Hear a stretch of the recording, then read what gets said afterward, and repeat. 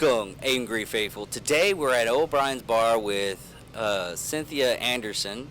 See, I remember your name. Yeah, we already had a conversation that she can't even remember my name, which is a simple name, David. But that's not what we're going with today. I just wanted to put her underneath the tracks. Yeah, there was another David here to meet David, and I didn't know who David was, so that was a 2-for-1. Yeah. Anyways, today we're going to talk about is the charity event that you're having this Saturday. Yeah, actually, I was approached back in January about hosting a Battle of the Bands up here, and so we're still going on with the event. Some things have happened, and we're doing it in honor of the person that had originally approached me. And set it up. Yeah, well, he set up a lot of it, and I know what his objective was, and really he wanted to stir some stuff up. I mean, Kumbaya means unity and harmony, and when you have a small town like this, there's a lot of like back and forth. And yeah, so he just wanted something that was pure and just a bunch of bands getting together and playing it out, and everything to be fair and there to be an honest winner that would take home a lot of cash prizes. But there wasn't really a lot of clarification on the date, because this has been something that's been on the individual's mind for many years, and we had actually started going through with it. The date wasn't confirmed. Most of the bands went under deceptive names just to keep it fair. So considering I wasn't the one setting up the bands or anything, I really don't know I didn't know who they were before, and now I really don't, because they're just not even their names. So we've managed to pull a lot of stuff together, though. I do have entertainment scheduled from 11 a.m. until 9 p.m. as of current, and I'm trying to keep it live. Mic check. I'm trying to keep it live and local, and like artists, if I have to throw down with a DJ or karaoke for the last several hours, I will. But what is supposed to happen this Saturday is going to happen. I am not in any way whatsoever stressing about it. It's going to work itself out. A lot of stuff has come in. People are helping me.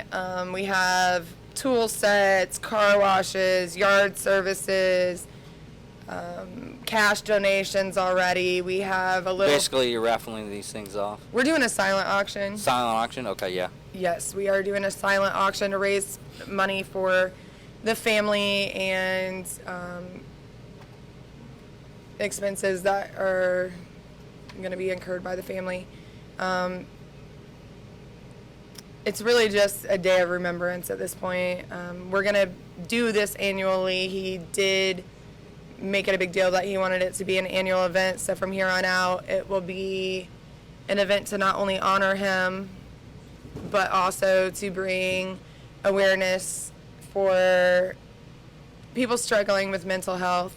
I know for a fact and from experience that, I mean, just like a diamond is made from a piece of coal being pressured to the point of beauty, that if it's funny or beautiful, it probably came from somewhere with pain. Yeah, a lot of people wonder why I can go so dark with my stuff. I was like, dude, you have no idea. I mean, I had a lot of tragedy that's happened in my life to where this came from that kind of tragedy. A couple of friends of mine, they try to help me out best they could, but it was me having to take those steps, and doing that stuff and helping people out. That's the main goal with this. I mean, yes, we'll say some funny stuff, and I won't talk about it now because we're on your time, but it's like what I found out yesterday. We had a whole conversation on one of my podcasts about what I found out about that camera, and it took us like 15 minutes to do the sports show because I found this out, and I was like, hey, I'm going to put this in my act. And he was like, dude, have you read the reviews on this camera? I was like, no. And we went down the list and everything. But, it's just one of those things to where two people are having an honest conversation. They're getting their laugh on, and that's, I mean, if you can't laugh, then you can hug it out or something like that. Right. I mean, well, we all look to like one of the biggest comedians ever, Robin Williams, and Yeah, that was his life, was making people laugh, like, Yeah. and doing shows, and then to know that, like, I mean, Your mind's going out, and you only have so long before you start becoming a vegetable. That was the whole reason why he actually ended up committing suicide. And it wasn't like he had like acts of depression and everything like that, but it inevitably it came to the point where he didn't want to lose his mind and everything, and that's a big fear with me. Dementia comes like highly in my family, and sometimes it's like, do I have it now? I know, I'm like, you say that, and I'm like, I already lost my mind. That is like not something that I have to worry about. I'm worried about finding it again. I'm like, somebody was saying that like you get like the whole life flash, and they're like, is it going to be like an encore of all of the blackout moments as well, like episode 2.0? You could find some stuff out that you just forgot. It's like, I didn't really do that. Then later down the road, it's like, I did do that. Man. Yeah. That's So, I mean, mental health is a big deal that everybody, literally almost everybody in one way, shape, or form struggles with. Like, and whether it be that they personally struggle with it, or they have a best friend that struggles with it, or a kid that struggles with it, or a sister, or just at one point or another, like literally everybody in the country has come in contact with that struggle, whether personally or... Yeah, they got some sort of baggage to where they have to deal with. And it's not something that people feel like they can, I mean, because you're going to be stigmatized because and in case not going against any kind of woman thing or anything like that, but in case of men, for the longest time we were told just to suck it up.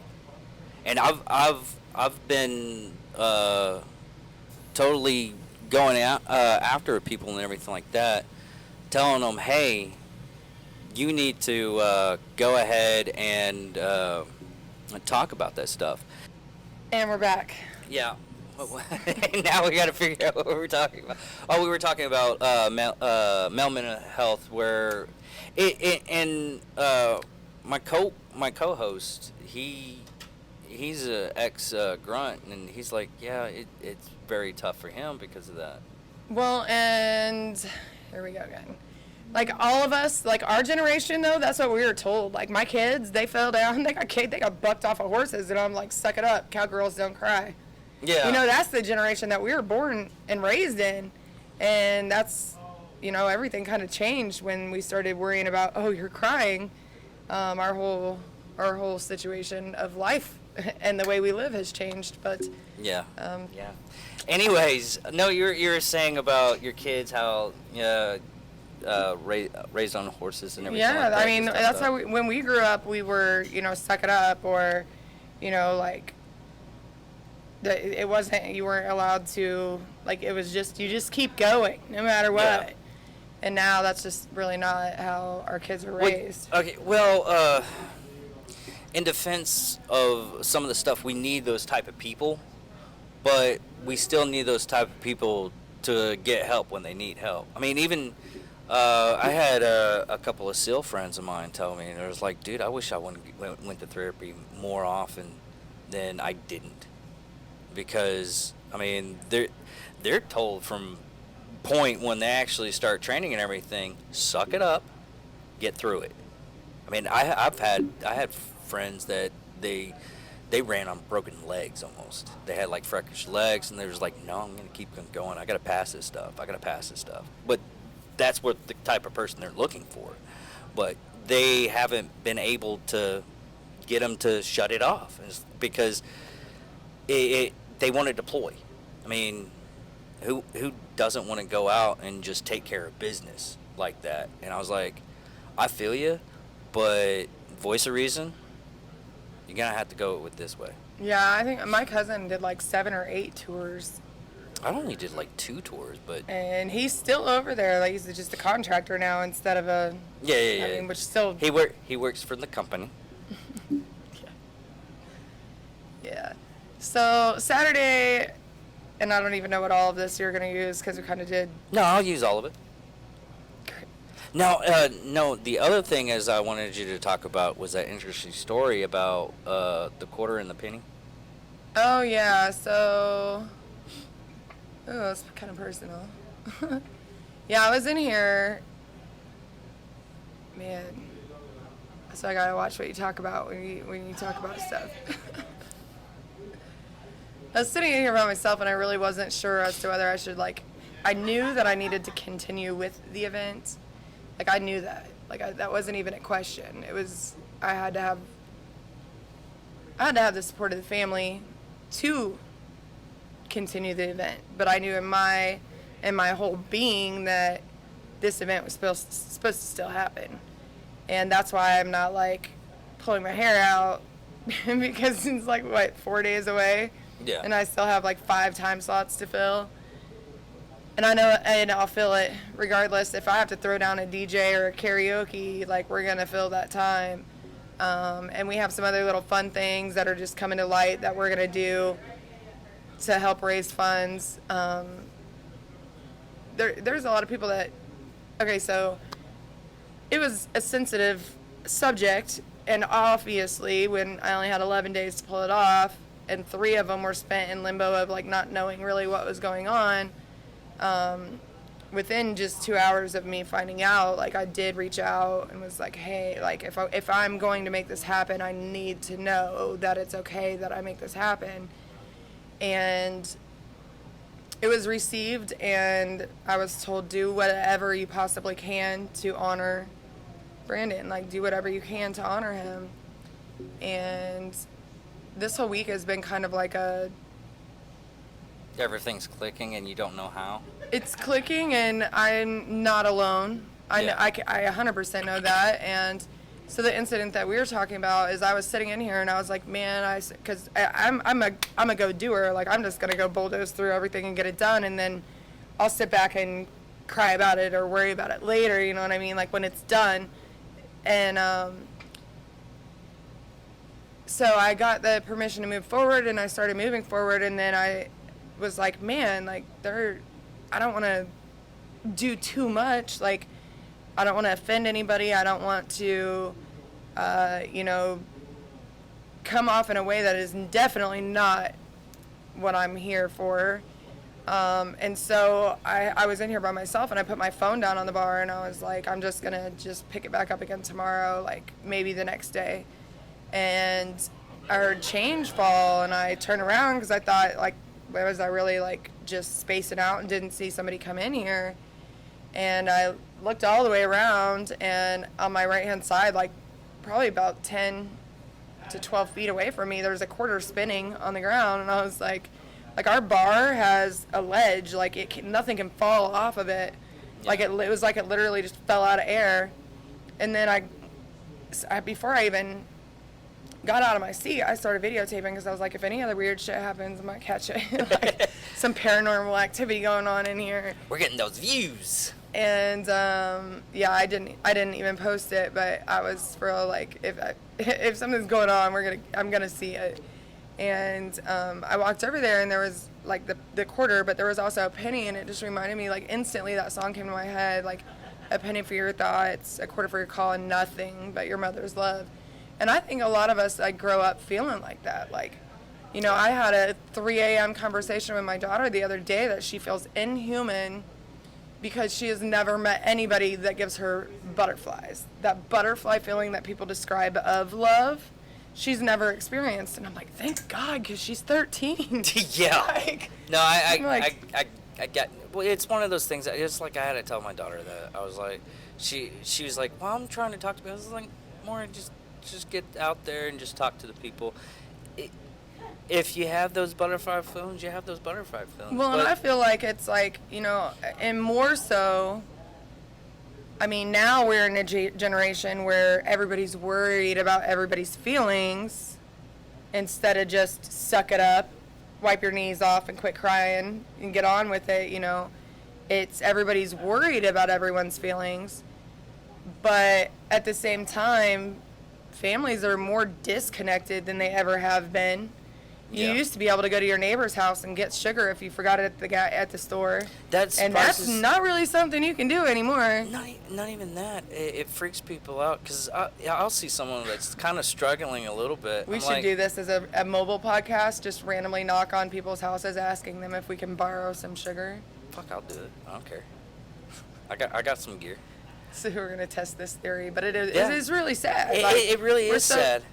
We're so connectedly disconnected now that it's so this really is about just bringing people together, remembering, like he had a passion for music, he had a passion for people. Like I really didn't know him, and everything that I've heard about him or seen about him, like I'm an empath. I could feel that he was a genuine individual every time we talked.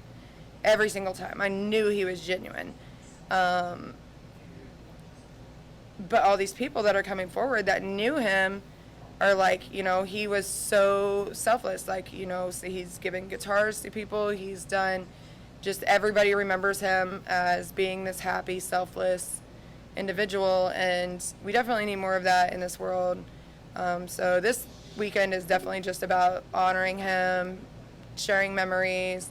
I have some pictures that are me playing on the TV of him, his band back in the days, friends, family. I do have time slots available if anybody's hearing this and wants to perform. If you have pictures and want to send them in, you can send them to the O'Brien's page or my page myself. And I can hopefully get them on there in time for Saturday. Polly Pocket's going to be opening the show. I guess she used to open for Brandon and his bands, like back when she was a kid. Like 15 playing, and now so that's a really important thing. Shout out to Joel for making that happen. She's going to be here. We're going to do this next year too, because he wanted it to be an annual thing. This is going to be just more of a celebration of life, everybody getting together, enjoying the day, raising money for the family. Next year we are going to do a full-blown Battle of the Bands, and probably if I don't have the next location of ours open, going to have to scout for another venue, which I already have one in mind, and I doubt that it's going to be a no if I ask. So that being said, if you guys were scheduled to do the Battle of Bands, it's still happening. A lot of people are out of town, unaware that it was going to be this weekend. I'm going to set a date before Saturday for next year so that there's no discrepancy on when the day is, and everybody can plan to make it here for that. So okay. The location may be on the TBA to be announced, but we will have a date and a time set before Saturday. That way everybody knows. Like before even leaving here, before this is even over, everybody is very well aware that we're doing it. The money this time is going to be for the family. 20% of any sales through the bar for the entire day are going to be donated to the family. We have some businesses that have already brought in cash donations for the family. We have a silent raffle. We have face paintings going to be here from 7 to 10, just to kind of give like an artistic side of the arts, and to also help raise funds. The next time we're doing this, we are going to be honoring him, remembering him, but we are going to be doing the drive for mental health awareness. So collection of backpacks, which if I can find somewhere to put this stuff this Saturday, I'll collect whatever, but socks, underwear, backpacks, Kit Kat, like any sort of protein bars, something like we could put in care packages and take to the homeless people downtown. There are so many of them. Yeah. Way more than we even knew, because when... No, I had a talk with the congressman. I don't know why we have that kind of problem. It is due to mental health. What had happened is the North Texas hospital up here, they went from 3,000 beds to 300 beds in a span of like a couple of months. I ended up collecting a lot of data and everything, going to congressman. And then I started talking to a couple of the people that are going to be governor of Texas. And I was like, hey, we got this, this going around in our city. What are you going to do about it? And like, I've literally had a young individual come up here and stress thoughts that were not safe. And my staff took them down and they were turned away because there were just no room. yeah, even my dad working in the sheriff's department, he was telling me, it's just like, Dave, it's taken like 15 months to get the people that they won't even arrest them anymore. If they're causing like a scene or anything like that, the cops will not arrest them because one, they don't. I mean, we have a new jail that, and yes, you might think I'm like a horrible person for saying this, but it used to happen to where homeless people during like the winter months they would like do a crime so they can get a warm bed and a meal and everything like that. And there's so much stuff I wish I could do and I can't do. I mean, That's I'm like, trying I to- lived in Daytona for a long time, and it took me couple of events to figure it out. But if you go down there to visit in Daytona Beach, Florida for an event, you won't see homeless people because they do that. They go and they do a street clean. They get all the homeless people off the street, put them in jail. They give them free room and board so that the city doesn't look like trash with a bunch of homeless people running around when there's an event. wow. Now, when That- there's not an event, I've seen some stuff. Definitely seen The some stuff. weirdest thing I've ever heard was Alex Jones's brother died from kidney failure, and the reason why he died of kidney failure is one of the homeless people bit him because of all the disease and everything like that was in his mouth. Went down and had a bacterial infection and everything, and killed off his kidney. I mean, I've seen some other weird stuff too, but that was the nicest thing I could actually Yeah, I mean, say. even like, I mean, we do there's have got to a big, be more stuff available, and it's sad that they just are kind of just thrown out there. Yeah, that's the reason why I prop up. And if anybody's listening to this, my number's on my fan page and everything like that. If y'all have any kind of problems, I've talked down a couple of people off the ledge, and I'm happy about it. And they just I came across this podcast when we were doing like the mental illness, and thank God they actually called me up, or called my co-host up and said, "Hey, I listened to your cast. This is what's going on with my life." And I was like, "Brother, I've been there," or "Sister, I've been there. Yeah. It sucks." Well, and the thing is if they want help, they'll ask for it. It's Yeah. the ones that don't, that you don't hear from. You know, like, I've had a scenario, and I, being an empath and then also being a model, like, I get random messages all the time, but I have one in particular person that I cop called 3 different states. I never really talked to the person. Yeah, I get messages, but I just open it and leave it on read.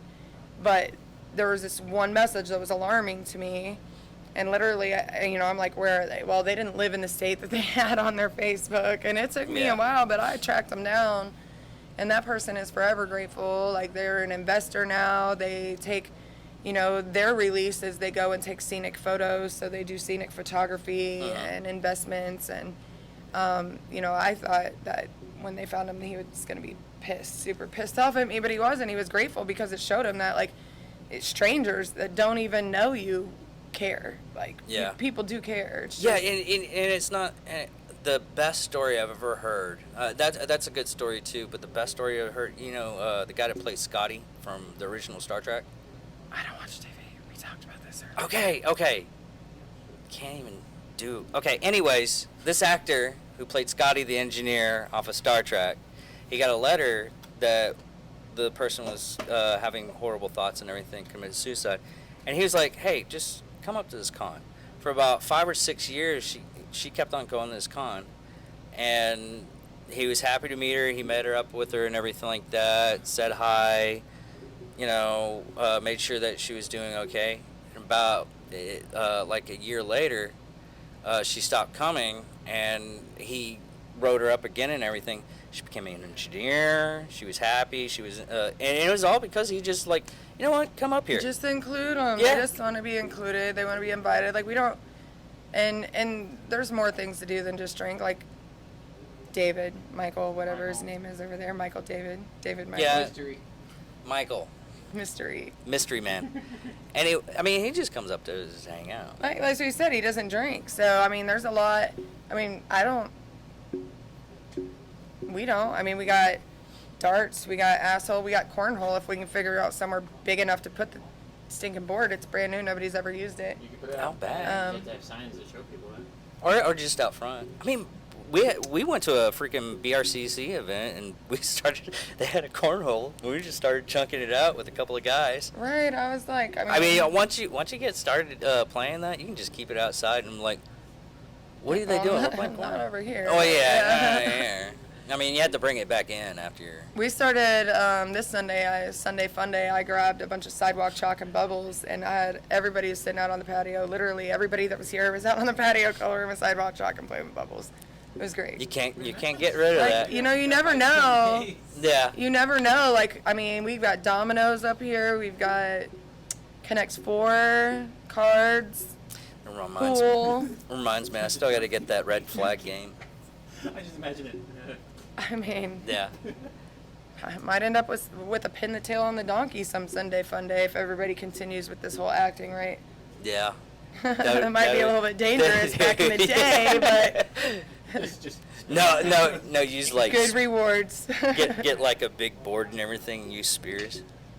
Get Well, the we did spear board. axe throwing. That's why. Yeah. That's why everybody's like, "Oh, you can't go to O'Brien's. You're gonna get stabbed." And I'm like, "Well, that's freaking hilarious because on Friday the 13th, during a Mercury retrograde, a full moon, and a solar eclipse weekend, we had axe throwing, beer bottle smashing, an actual reenactment gun show, no security, I forgot a hailstorm, and me riding around the parking lot on the Yeah. Grim Reapers.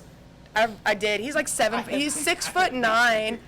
I was like, you know how long it's been since I've had a piggyback ride on somebody's shoulders? And you look like you could actually handle me on your shoulders. I was like, we're going to let everybody know Scott Street is safe. I was like, I've got the Reaper under control. It's safe again. He picked that cowboy up. Dude! I forgot to send you that video. Oh, I have it. Yeah, that was, he looked like a starfish. He was like, He just upside down. grabbed him and picked him up and everything. It was so freaking awesome. I put it up on my personal page, but I was just looking at it, it's like, huh. I was like, huh.